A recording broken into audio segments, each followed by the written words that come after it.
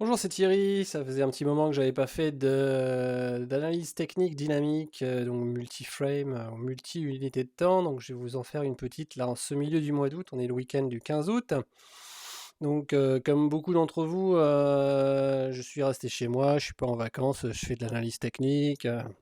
Non, je viens de rentrer. Je viens de rentrer et donc bah voilà, je me remets au boulot et je trouve que la configuration de Boiron est assez intéressante pour vous montrer un petit peu les principes, encore une fois, des poupées russes, un petit peu sur les unités de temps imbriquées les unes dans les autres et comment on peut essayer de tirer parti de l'analyse dynamique. Donc on va faire un petit résumé ici, sachant que bien entendu c'est pas un conseil, hein. Je vous remets le petit avertissement habituel, comme vous voyez hein, sur ma photo de profil, où je suis vraiment absolument reconnaissable. Je ne suis pas du tout un expert des marchés financiers ni un conseiller en investissement. Donc, encore une fois, ne prenez pas cette petite analyse pour quelque chose lié à un conseil d'achat ou de vente. C'est simplement un outil pédagogique, voilà, pour vous montrer un petit peu comment moi je vois les choses. Je situe les supports, mes prises de décision, mais c'est en aucun cas un conseil. Vous êtes entièrement libre de prendre vos décisions.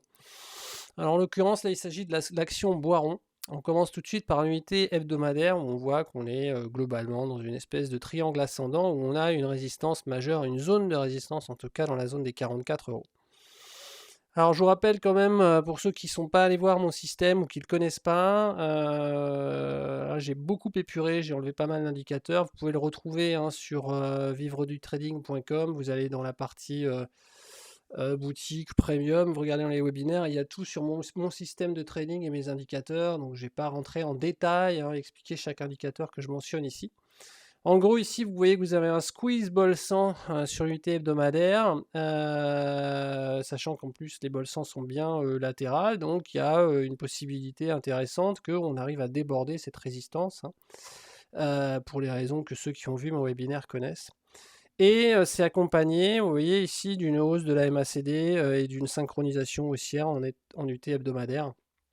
Donc, bah, pour ceux qui veulent jouer l'unité hebdomadaire, un premier truc, c'est de surveiller tout simplement les niveaux des 44 et de regarder ce qui se passe en clôture hebdomadaire et de se dire que bah, tiens, si on casse les 44 là et qu'on a une poursuite de ces signaux-là, on a une chance intéressante d'aller un petit peu plus haut. Après, on va aller regarder l'unité inférieure, donc l'unité jour. Et sur l'unité jour, qu'est-ce qu'on a d'intéressant? On a un départ haussier, comme ça, et une latéralisation des prix. Et là, je vais la comparer à ce que font les cycles, et en particulier donc le cycle court.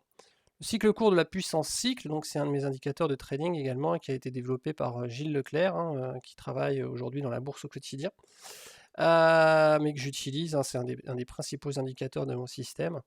Donc vous avez une synchronisation haussière des cycles ici. Vous voyez que les prix sont bien montés avec cette synchronisation. Et là, ce qui est intéressant, c'est que quand le cycle court redescend vers la zone de survente, ben, les prix latéralisent. Ils ne corrigent pas, ils ne redescendent pas, ils latéralisent.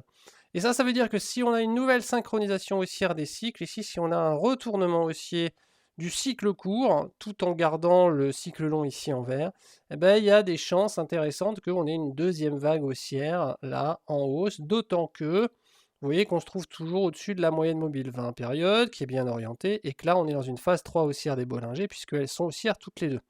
Alors on a un tout petit signal de vigilance ici sur le TMACD parce qu'on a fait un nouveau plus haut et que suite à ce nouveau plus haut, on vient de redescendre, ce qui signale en général, ce qui anticipe une convergence des bandes de Bollinger, et c'est exactement ce qui se passe là si on va jeter un œil sur la Bol Sup. Vous voyez qui se trouve ici, on a une convergence des Bollinger, donc ça peut dire attention à cette bolle et attention même au dernier plus haut qui pourrait faire office de résistance. Donc là, dans cette configuration-là, eh ben, bon, c'est comme c'est une première vague haussière, un premier mouvement haussier, là, vous voyez, depuis l'unité hebdomadaire. Si je retourne à l'unité hebdomadaire, regardez le cycle court, il vient de commencer sa hausse depuis la zone de survente. Donc j'ai un signal de vigilance, mais c'est pas forcément une grosse alerte. On est capable de faire une deuxième vague là. Par contre, je ferai quand même attention donc au plus haut jour ici à 44,15 et puis à la Bol Sup qui peut redescendre. Est-ce qu'on est dans une convergence de la volatilité ou est-ce qu'on va avoir suffisamment de force pour repartir en phase 3 avec des prix qui vont pousser sur la Bol Sup là, à son contact et repartir vers le haut. Donc ça, on verra ensuite. En tout cas, un signal sur l'UT jour cette fois-ci, ça pourrait être d'attendre une synchronisation haussière des cycles et donc un cycle court qui se retourne à la hausse. Vous voyez qu'on n'aurait pas forcément l'obligation d'attendre sur cette unité de temps-là, d'attendre qu'on ait une clôture hebdomadaire qui se termine au-dessus de la zone des 44. Hein. Il va falloir veiller sur l'unité jour à regarder si on a une synchro haussière chaque jour en fin de clôture au niveau des cycles. Et puis on peut même aller encore plus loin parce qu'on se dit, ben attends, est-ce que je suis même obligé d'attendre la clôture jour? Bah non, on n'est pas obligé d'attendre la clôture jour, ça dépend de l'unité de temps de votre trade initial. On va descendre d'un cran encore, on va aller sur l'unité 2 heures. Et là, on est dans un magnifique range, regardez les Bollinger bien à plat. Elles forment un range, et si je vais encore plus bas d'ailleurs, si je vais sur le 30 minutes, voilà, j'ai un magnifique squeeze. Donc un squeeze bol 100, donc ça veut dire que le marché est en train de comprimer de l'énergie à temps, mais qu'il va y avoir une accélération dans un sens ou dans l'autre, tôt ou tard, hein, avec des probabilités qui augmentent puisqu'on est en squeeze. Donc là, ce range, ben, on devrait en sortir. Pour l'instant, l'énergie s'accumule.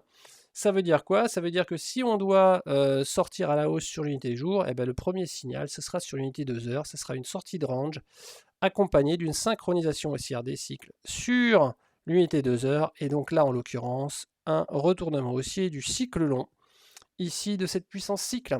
Donc voilà un petit peu comment on peut jouer sur différentes unités de temps et au plus près du signal selon l'unité de temps et selon sa disponibilité. Un titre comme Boiron et un dépassement de résistance dans ce contexte-là. UT2 heures, on est dans un range, on attend le sens de la sortie en regardant dans quel sens les puissances cycles vont partir en termes de synchro. Est-ce que ça va être une synchro baissière ou au contraire une synchro haussière? On n'en sait rien pour l'instant, on n'a pas de moyen de le savoir. Donc, je ne suis pas en train de dire que Boiron va monter, qu'il faut en acheter tout de suite. Il n'y a pas de signal. Je ne suis pas en train de vous dire attention, vendez ou achetez. Je dis voilà où sont les signaux, voilà ce qu'il faut regarder pour apprendre en compte et éventuellement, au moment où le signal se déclenche, prendre une décision de trading. Donc là, ça peut soit monter, soit partir en synchro baissière, et donc à ce moment-là, vous aurez peut-être des prix qui vont au contraire casser le range à la baisse. En UT jour, eh ben, la clôture jour, on regarde si on va avoir une synchronisation haussière, voilà, tous les soirs en clôture pour regarder si eh ben, on a une deuxième vague de hausse qui se déclenche et qui nous rebalance une phase 3 avec une MM20 qui continue de soutenir les cours, ou bien l'alternative c'est au contraire une synchro baissière ici avec toujours la cassure par le bas, retour sur MM20, voire cassure de la MM20, donc surtout, encore une fois, ne rien anticiper. Et puis en UT hebdo, en UT hebdo, voilà, vous avez un triangle et on va surveiller le dépassement de ce triangle. Et là, si on regarde que les week-ends, le week-end prochain, on regarde si on a clôturé au-dessus des 44. On regarde si on est toujours en synchro haussière, on regarde ce que fait la MACD ici, est-ce qu'on est toujours en hausse ou est-ce qu'au contraire, cette résistance est validée, on commence à se faire une bougie rouge avec un cycle court là qui retourne à la baisse, une MACD qui faiblit, auquel cas on aura une possibilité de retour vers le support, hein, vers les 37-38, vous voyez par exemple, ou la MM20 avant. Donc tout ça c'est des signaux à guetter, mais j'espère que cette petite vidéo voilà, de moins de 10 minutes vous aura permis de voir un peu comment j'imbrique en fait les différentes unités de temps et je les cale selon l'unité de temps de mon trade et la décision de trading que je prends. Est-ce que je fais un trade sur l'unité 2 heures ou sur l'unité jour ou sur l'unité hebdomadaire selon tout simplement ma disponibilité du moment. Voilà, je vous souhaite un excellent week-end.